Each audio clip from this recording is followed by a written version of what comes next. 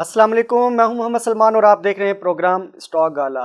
सियासी गहमा गहमी उरूज पर है। हुकूमत ने सेनेट इंतखाबात क़ब्ल अज़ वक्त करवाने का ऐलान करके सियासी गहमा गहमी में मज़ीद इजाफ़ा कर दिया है और जो अपोजिशन है उनमें एक बेचैनी पाई जाती है। अपोजिशन की जितनी भी जमातें हैं, ख़ास करके जो पीडीएम से मुंसलिक 10 जमातें हैं, उनमें एक गहमा गहमी पाई जाती है और उनमें एक एंजाइटी इस वक्त मौजूद है। वो इस हवाले से बात कर रहे हैं। इमरान खान ने जब ऐलान किया, वज़ीर-ए-आज़म इमरान खान ने जब ऐलान किया कि सेनेट के इंतखाबात हम मार्च से पहले फरवरी में करवा देंगे, तो उसकी वजह से एक तरफ अपोजिशन ने, पीडीएम ने ख़ास करके ऐलान किया है लॉन्ग मार्च का फरवरी में, तो दूसरी तरफ हुकूमत ने अपना एक सियासी एक पत्ता शो किया है जिसमें वो कह रहे हैं कि हम सेनेट के इंतखाबात क़ब्ल अज़ वक्त करवाएंगे। तो इससे इलेक्शन कमीशन का जो रोल है वो कुछ मुतनाज़ा होता दिखाई दिया।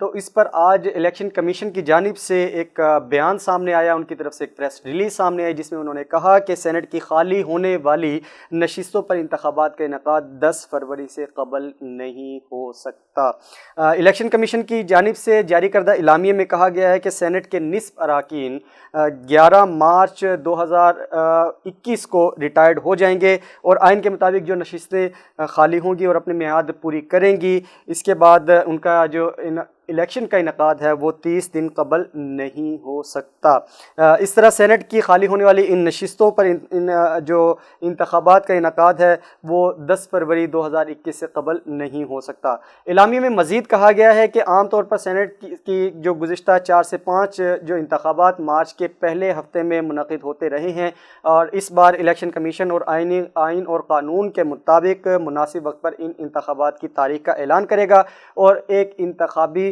जो प्रोग्राम है उसकी सूरत में वो ऐलान को जारी करेगा। दूसरी जानिब एक और जो मज़ीद इसके अंदर जो है वो ये कि इलेक्शन कमीशन का मज़ीद कहना है कि सेनेट का जो इलेक्शन का इनेकाद है, इलेक्शन कमीशन की आइनी और कानूनी ज़िम्मेदारी है। इलेक्शन कमीशन अपनी ज़िम्मेदारियों से बखूबी आगाह है। कमीशन आइन और कानून के मुताबिक कानून की रोशनी में अपनी ज़िम्मेदारियों को भरपूर तरीके से निभाने के लिए पुरअज़्म है। इस मौका पर इलेक्शन कमीशन ने ज़िमनी इलेक्शन का भी ऐलान किया जिसके मुताबिक बलोचिस्तान और सिंध की नशिस्तों पर इंतखाबात 10 फरवरी, जबकि कौमी असम्बली पंजाब और खैबर पख्तूनख्वा की असम्बलियों पर इंतखाबात 19 फरवरी को होंगे। मज़ीद ये कि हुकूमत का जो सेनेट का इलेक्शन है, हुकूमत की जानिब से इलेक्शन मार्च के बजाय फरवरी में करवाने का जो फ़ैसला कर चुकी है और इस हवाले से वो सुप्रीम कोर्ट से रुजू करने के लिए भी जा रही हैं। और इस हवाले से वज़ीर-ए-आज़म इमरान खान ने मीडिया से गुफ्तगू में ऐलान भी किया कि जब अपोजिशन ने हुकूमती फ़ैसलों को हुकूमती फ़ैसलों को मानना ही नहीं है तो फिर हम अपने अंदाज़ में हुकूमत चलाएँगे और इंतखाबात का जो अमल है, ख़ास करके जो सेनेट के इंतखाबात आने वाले साल में, उसको हम अपने हिसाब से प्लान करेंगे। और इस पर जो अपोजिशन है उसमें शदीद एक मज़ाहमत नज़र आती है, शदीद मज़ाहमत का वो फ़ैसला कर चुके हैं और उन्होंने ये कहा है कि अगर आइन और कानून के ख़िलाफ़ कोई बात होती है तो हम सुप्रीम कोर्ट से रुजू करेंगे, क्योंकि ये हुकूमत जो है वो आइन और कानून को तस्लीम नहीं करती है। दूसरी जानिब पीपल्स पार्टी, पाकिस्तान पीपल्स पार्टी के चेयरमैन बिलावल भुट्टो ज़रदारी ने कहा है कि मुज़ाकरात का जो वक्त है वो अब बिल्कुल चला गया है और वज़ीर-ए-आज़म से बात नहीं होगी। अब अगर मुज़ाकरात होंगे तो एक ही सूरत में होंगे कि जब वज़ीर-ए-आज़म उस वक्त इस्तीफ़ा देकर वो छोड़ देंगे। लाहौर में मीडिया से गुफ्तगू करते हुए बिलावल भुट्टो ज़रदारी का कहना था कि पीपल्स पार्टी का जो फ़लसफ़ा है और मंशूर मुल्क के गरीब अवाम के लिए ही है, हुकूमत अवाम का दुख दर्द महसूस ही नहीं कर रही। वज़ीर-ए-आज़म इमरान खान मसाइल के हल की तरफ तवज्जो नहीं दे रहे तो हम उनसे इस्तीफ़ा लेंगे। उन्होंने मज़ीद कहा कि पीपल्स पार्टी के पास अवाम के मसाइल का हल मौजूद है। हम तारीख़ी महंगाई, बेरोज़गारी का मुकाबला कर रहे हैं। अवाम अपने मसाइल हल ना होने की वजह से खुदकुशियाँ करने पर मजबूर है। बिलावल भुट्टो ज़रदारी ने मज़ीद कहा कि हमने अपने दौरे इक़्तिदार में अवाम को अकेला नहीं छोड़ा था। आज जो इस वक्त जो हुकूमत है, वो अपने किसानों से ख़रीदारी नहीं कर रही, बाहर से चीज़ें इंपोर्ट की जा रही हैं। एहतजाजी तहरीक के हवाले से पीपल्स पार्टी के चेयरमैन का कहना था कि लॉन्ग मार्च तो होगा और इसने होना ही है। लॉन्ग मार्च का जो फ़ैसला है वो पीडीएम की क़यादत करेगी। लॉन्ग मार्च में अवाम को साथ लेकर, ख़ास करके उन्होंने कहा कि लाहौर के अवाम को हम साथ लेकर इस्लामाबाद जाएंगे और इस्लामाबाद पहुंचकर वज़ीर-ए-आज़म इमरान खान से इस्तीफ़ा ले लेंगे। उन्होंने मज़ीद कहा कि पीडीएम की जो हुकूमत के साथ इस वक्त कोई भी मुज़ाकरात नहीं चल रही। वो जो रिपोर्ट्स आ रही थी कि बैकडोर डिप्लोमेसी चल रही है, उस तमाम जो ख़बरें थी उनको बेबुनियाद करार दिया। उन्होंने मज़ीद कहा कि मुज़ाकरात का वक्त चला गया, अब मुज़ाकरात जब होंगे जब वज़ीर-ए-आज़म नहीं होंगे। अवाम इस्लामाबाद पहुँचेंगे तो ये वज़ीर-ए-आज़म नहीं बच सकेगा। बिलावल भुट्टो ज़रदारी ने मज़ीद कहा कि अरकान कौमी असम्बली के पास सेक्रेटेरिएट बैलेट का हक़ मौजूद है। हुकूमत को अवाम की तकलीफ़ होती तो हुकूमत को अगर अवाम की तकलीफ़ होती तो इस तरह की जो बयानात है, इस तरह की जो चीज़ें सामने आ रही हैं वो ना होती। उनका मज़ीद कहना था कि शहबाज शरीफ के साथ जो मुलाकात हुई उसके ऊपर सवालात किए गए कि आया क्या शहबाज शरीफ ने इस्तीफ़ा ना देने का, जो कौमी असम्बली से इस्तीफ़े ना देने के हवाले से उनसे सवाल किया गया तो उन्होंने कहा कि मैं सिर्फ यहाँ पर शहबाज शरीफ से इजहार ताज़ियत के लिए आया था। उनकी वालदा का इंतकाल हुआ था, उसकी ताज़ियत के लिए आया था। मीडिया में जो बातें चल रही हैं सब बेबुनियाद हैं, ये सब बातें उस माहौल में नहीं हो सकती। हमारी मुलाकात पुलिस के सामने हुई और मीडिया पर चलने वाली ये तमाम बातें बिल्कुल बेबुनियाद हैं। और उन्होंने मज़ीद ये कहा कि इस वक्त ना मीडिया आज़ाद है, ना ही अवाम आज़ाद है और ना ही पार्लिमान में आज़ादी है। इन तमाम सूरत हाल का जो एक असर है वो पाकिस्तान स्टॉक मार्केट के ऊपर नज़र आया। आज जो स्टॉक मार्केट है 406 पॉइंट्स कमी के साथ 43,333 पॉइंट्स पर बंद हुई है। इसका हाई रहा था 43,790 पॉइंट्स और लो रहा इसका 43,295 पॉइंट्स। मजमूई तौर पर 378 कंपनीज़ ने आज कारोबार में हिस्सा लिया। 139 कंपनीज़ एडवांस की तरफ गई और 213 कंपनीज़ डिक्लाइन पर गई और 26 कंपनीज़ अनचेंज रही। वॉल्यूम्स की अगर बात करें तो वॉल्यूम्स ज़बरदस्त जनरेट होते दिखाई दिए। 51 करोड़ 64 लाख शेयर्स का आज कारोबार हुआ, जिसकी मालियत तकरीबन 22 अरब 46 करोड़ रुपए बनती है। KSE 100 इंडेक्स की कंट्रीब्यूशन की अगर बात करें तो 24 करोड़ 36 लाख शेयर्स के साथ मार्केट में कंट्रीब्यूट किया KSE 100 इंडेक्स ने। ये मार्केट का तकरीबन 47% हिस्सा बनता है और इसकी मालियत रही 14 अरब 41 करोड़ रुपए और ये मार्केट की जो टोटल वैल्यू है उसका तकरीबन 64% हिस्सा बनता है। टॉप 3 सेक्टर्स की नाज़रीन अगर बात करें तो टेक्नोलॉजी एंड कम्युनिकेशन सेक्टर जो है वो काफ़ी अच्छा परफॉर्म कर रहा है। आज मार्केट में ज़बरदस्त शानदार परफॉर्म किया टेक्नोलॉजी एंड कम्युनिकेशन सेक्टर ने 10 करोड़ 44 लाख शेयर्स के साथ। 12 कंपनीज़ ने इसके मार्केट में पार्टिसिपेट किया। 6 कंपनीज़ इसके एडवांस पर, 6 कंपनीज़ डिक्लाइन की तरफ गई हैं। इसको अगर हम मज़ीद एक्सप्लोर करें कि आज के हवाले से कि टेक्नोलॉजी एंड कम्युनिकेशन सेक्टर में आज जिन कंपनीज़ ने बेहतरीन परफॉर्म किया उसमें शेयर प्राइस गेन की है। एवेंसियन ने और TRG ने बहुत अच्छा परफॉर्म किया।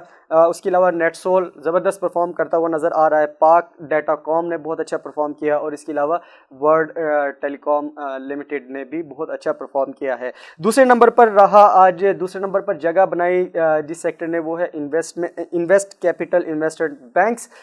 22 इसकी जो कंपनीज़ हैं इन्वेस्ट की, उन्होंने पार्टिसिपेट किया 5 करोड़ 33 लाख शेयर्स के साथ। दूसरे नंबर पर रहा। 11 कंपनीज़ इसकी एडवांस पर बंद हुई, 9 कंपनीज़ डिक्लाइन पर और 2 कंपनीज़ इसकी अनचेंज रही। इस अगर सेक्टर को अगर हम ओपन करें और इसको हम एक्सप्लोर करें तो इसमें JS ग्लोबल कैपिटल ने बहुत शानदार परफॉर्म किया। ICIBL ने बहुत अच्छा परफॉर्म किया। FCIBL ये बहुत अच्छा परफॉर्म करता हुआ नज़र आ रहा है। BIPLS इसने बहुत अच्छा परफॉर्म किया और ESBL इसने बहुत अच्छा परफॉर्म किया। आज तीसरे नंबर पर आज जो सेक्टर रहा वो engineering sector 4 crore 60 lakh shares के साथ। 11 कंपनीज़ ने आज मार्केट में इसके पार्टिसिपेट किया। 9 कंपनीज़ एडवांस पर और 2 कंपनीज़ इसकी डिक्लाइन पर बंद हुई। इस सेक्टर को अगर हम आज देखें कि इस सेक्टर की आज कारकर्दगी पर हम अगर जायज़ा लें तो आगा स्टील, आयशा स्टील और इसके अलावा इंटरनेशनल इंडस्ट्रीज़ लिमिटेड ने बहुत अच्छा परफॉर्म किया और उसके अलावा Mughal iron and steel industries ने इसने बहुत अच्छा परफॉर्म किया है। शेयर प्राइस भी गेन की है इस सेक्टर ने और मार्केट में इसका जो वॉल्यूम है शेयर्स का वो भी डेवलप होता हुआ नज़र आया। नाज़रीन अब बात करें अगर टॉप थ्री आइटम्स में आज सबसे पहले रहा WTL world call telecom limited 3 crore 65 lakh shares के साथ 1 रुपया 11 पैसे इसकी मार्केट प्राइस ओपन हुई थी, 1 रुपया 19 पैसे इसका हाई रहा, 1 रुपया 08 पैसे इसका लो रहा और आज ये क्लोज हुई है 0.9 पैसे के साथ 1 रुपया 17 पैसे पर 8.33% इसकी शेयर प्राइस में इजाफा रिकॉर्ड किया गया। TRG पाकिस्तान रहा दूसरे नंबर पर नाज़रीन।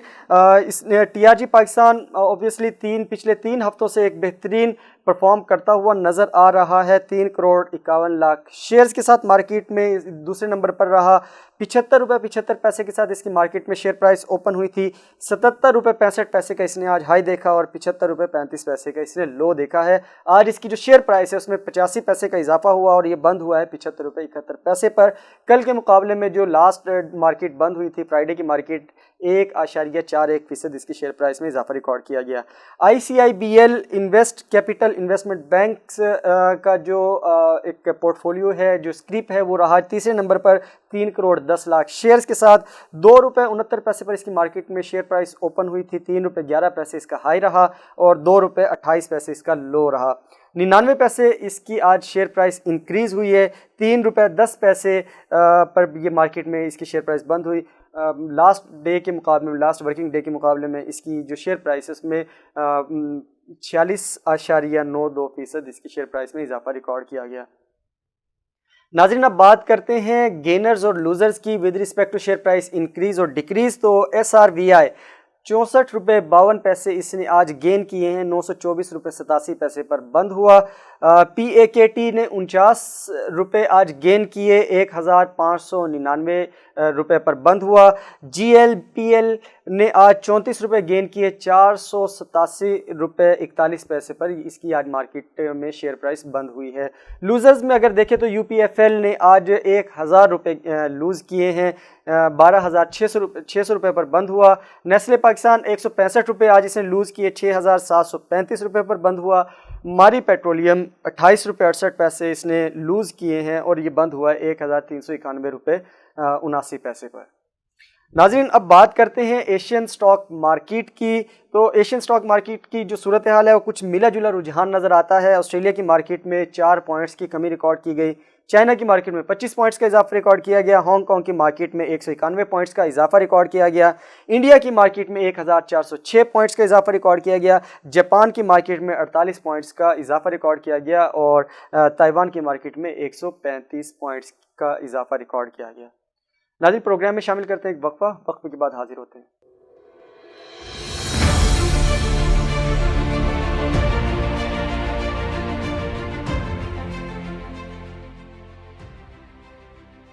वक्फे के बाद दोबारा खुशामदेद। नाज़रीन अब हम बात करेंगे इन्वेस्टमेंट पोर्टफोलियो इन्वेस्टमेंट की।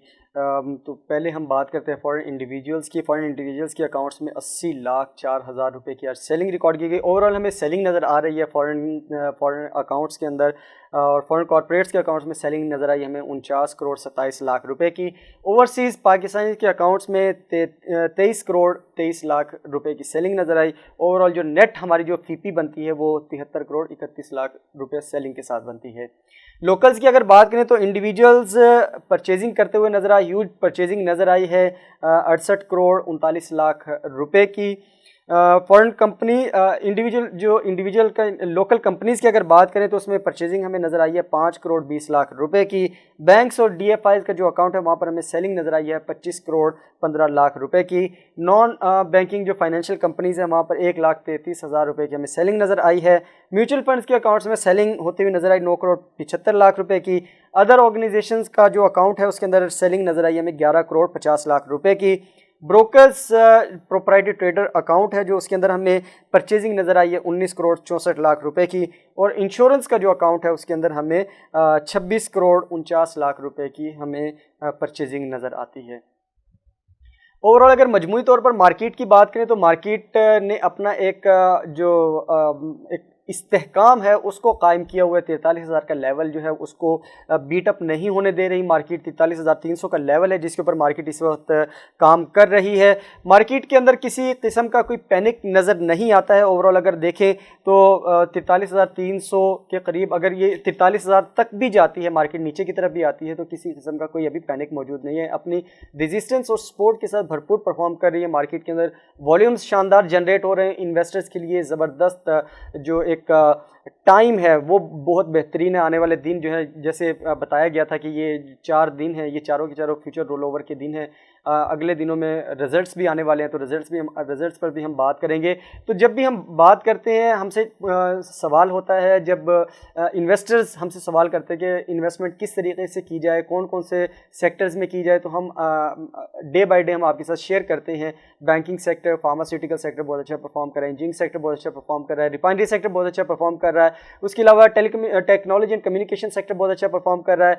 और उसके अलावा अगर स्क्रिप्स की अगर बात करें तो स्क्रिप्स में हम काफ़ी चीज़ें आपके साथ शेयर करते चले आ रहे हैं। टेक्नोलॉजी एंड कम्युनिकेशन के अंदर जो मौजूद स्क्रिप्स हैं उसमें एवेंसियन और नेटसोल और उसके अलावा टीआरजी पाकिस्तान बहुत अच्छा परफॉर्म कर रहा है। तो ये ओवरऑल तमाम वो चीज़ें हैं जिनके ऊपर जब हम बात करते हैं तो कहा यह जाता है कि ये बहुत अच्छे एक स्क्रिप्ट्स हैं, बहुत अच्छे स्क्रिप्ट्स हैं जिनके अंदर आप अगर इन्वेस्ट करें तो आपको इसकी लॉन्ग टर्म बेनिफिट्स अच्छे मिल सकते हैं। हाँ, जो लोग इंट्राडे ट्रेडिंग करना चाहते हैं वो भी इस चीज़ के ऊपर आ सकते हैं, लेकिन जब आप बात करते हैं कि आपने अगर लॉन्ग टर्म इन्वेस्टमेंट करनी है तो आपको फिर जो एक्सप्लोरेशन का जो सेक्टर है जिसमें OGDC है, वहाँ पर अगर आप परफॉर्म करते हैं, इन्वेस्टमेंट करते हैं, तो वो आपको लॉन्ग टर्म बेनिफिट अच्छे दे सकते हैं। उसके अलावा ख़ास करके पूछा यह जाता है कि भाई कंपनीज़ कौन सी हम लें, तो उसके अंदर कंपनीज़ के अंदर बात की जाती है कि आप इस चीज़ का ख्याल रखें कि जो अच्छा डिविडेंड दें और जो अच्छा पे आउट्स दें, उन कंपनीज़ के ऊपर आप जाएं, वहाँ पर आप इन्वेस्टमेंट करें। इंट्राडे के हवाले से कहते हैं कि इंट्राडे में तो आपने ट्रेडिंग करनी है, सुबह करनी है, तो शाम तक आपको अर्निंग भी होगी और आपको फिर वो जब तक अगर आप उसको स्टॉप लॉस वाली जो सिचुएशन है उसको अगर आप अच्छे से मेमोराइज़ करके अगर आप इंट्राडे ट्रेडिंग करेंगे तो वो आपके लिए बेहतर मुफीद साबित होगी।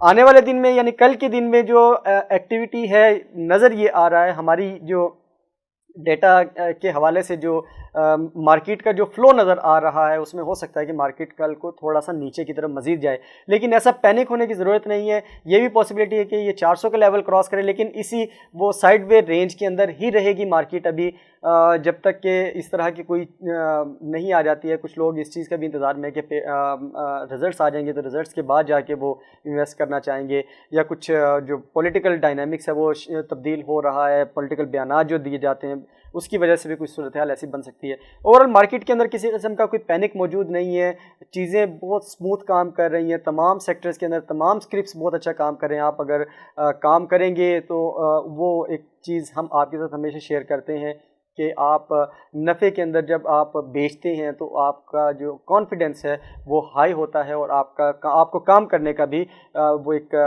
टर्म यूज़ की जाती है कि आपको एक चार्म नज़र आता है कि आपके अंदर एक कॉन्फिडेंस पैदा होता है कि आप नफ़े के अंदर बेचते हैं। अगर समवेयर अराउंड अगर आपको कहीं भी लॉस भी हो जाता है तो आप उसकी परवाह नहीं करते हैं। लास्ट में जब हम बात करते हैं, ये तमाम एनालिसिस तो हमने आपके साथ पेश कर दिया। आने वाली मार्केट के हवाले से भी हमने आपको बता दिया। फ्यूचर रोल ओवर के दिन है, 3 दिन की मार्केट बाकी रह गई है, तो ये सूरत हाल ऐसी चलेगी। कोरोना वायरस की जो लहर है उसमें खातिर खा कमी नज़र आ रही है, जो अमवात की तादाद है उसमें भी कमी नज़र आ रही है, और ये तमाम की तमाम चीज़ें आइडेंटिफाई करती हैं, ये एक्सप्लेन करती हैं कि आप लोग कुछ ज़िम्मेदारी का मुजाहिरा कर रहे हैं। मज़ीद ये कि आप लोग ज़िम्मेदारी का मुजाहिरा करते रहिए। आप अपने कारोबारी सरगर्मियों के लिए घर से बाहर निकलते हैं तो मास्क का इस्तेमाल ज़रूर कीजिए, हैंड सैनिटाइज़र का इस्तेमाल कीजिए, कंज्यूमर मार्केट्स में जाते हैं तो मास्क का इस्तेमाल ज़रूर कीजिए, ऑफिस में अगर आप जाते हैं तो वहाँ पर भी आपको मास्क का इस्तेमाल ज़रूरी है। आप महफूज रहेंगे तो आपके इर्द गिर्द लोग भी महफूज रहेंगे। इस पैगाम के साथ कि आप महफूज तो मुआशरा महफूज, अपने मेज़बान मोहम्मद सलमान को दीजिए इजाज़त। आपसे मुलाकात होगी कल। अल्लाह हाफिज़।